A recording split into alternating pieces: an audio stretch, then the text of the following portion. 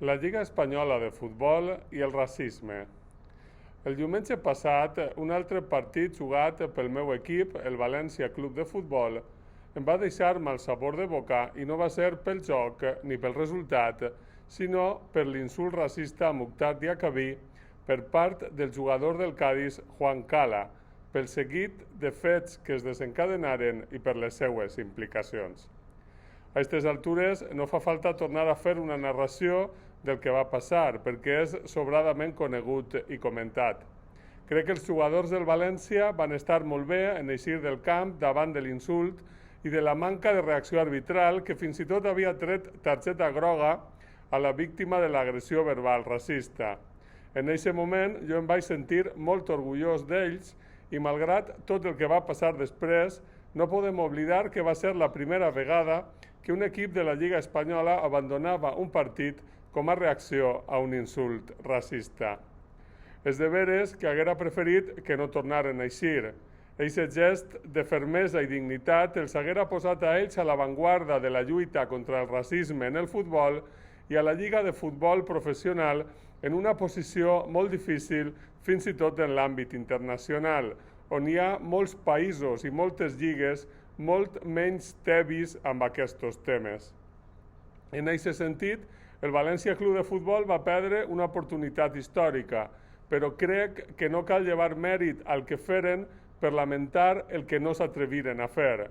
Parle dels jugadors, és clar, perquè la directiva sou de Peter Lim va tornar a mostrar la seva indolència habitual i això dona encara més mèrits als jugadors i explica millor la seva tornada. En qualsevol cas, crec que el més greu és que tornaren al joc per l'amenaça de perdre no només els 3 punts en joc, sinó alguns més, i que és molt possible que fos el mateix àrbitre que havia transmès l'amenaça.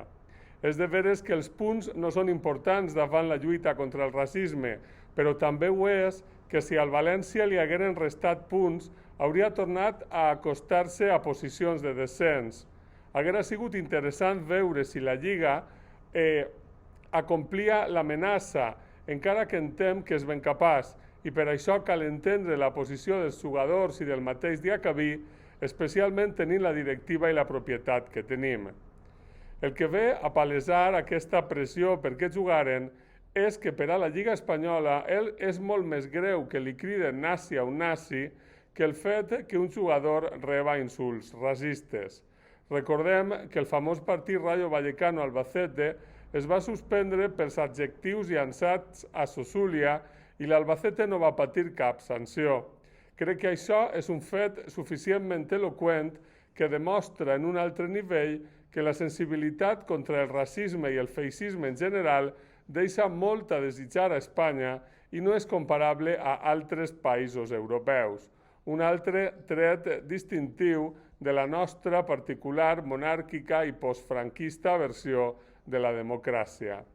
I és que no només es tracta de la Lliga. El comportament del Cádiz Club de Futbol i del seu entrenador Álvaro Cervera va ser vergonyós, per no fer servir adjectius més contundents. Tancant files amb el perpetrador en el camp, no va voler substituir-lo després de la interrupció, en la roda de premsa i en un comunicat farcit de cinisme i tebiesa. Soc suficientment vell per recordar el partit arreglat del 1986 contra el Betis i per això el Cádiz era un equip que no gaudia de les meues simpaties. En els últims temps m'havia ablanat una mica pels tuits en valencià i altres llengües oficials, però, vaja, ara els considere, a més d'històricament tramposos, racistes i cínics. Però tampoc és una qüestió del Cádiz, hi ha molt més. Els comentaris de la retransmissió de Movistar, particularment els de Santiago Cañizares, van ser tota una exhibició d'equidistància, per ser suau, ja que la hipòtesi que defensava és que Diakhaby havia entès malament alguna cosa i, per suposat, les cròniques i portades d'alguns mitjans de comunicació i els comentaris a les xarxes socials banalitzant el racisme, victimitzant el racista i culpabilitzant la víctima.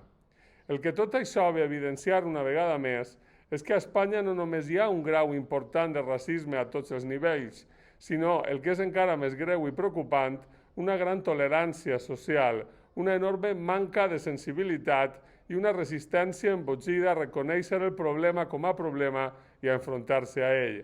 Molta equidistància, molta complicitat. No és estrany, aleshores, que la ultradreta troba a Espanya terreny propici i impose els seus marcs.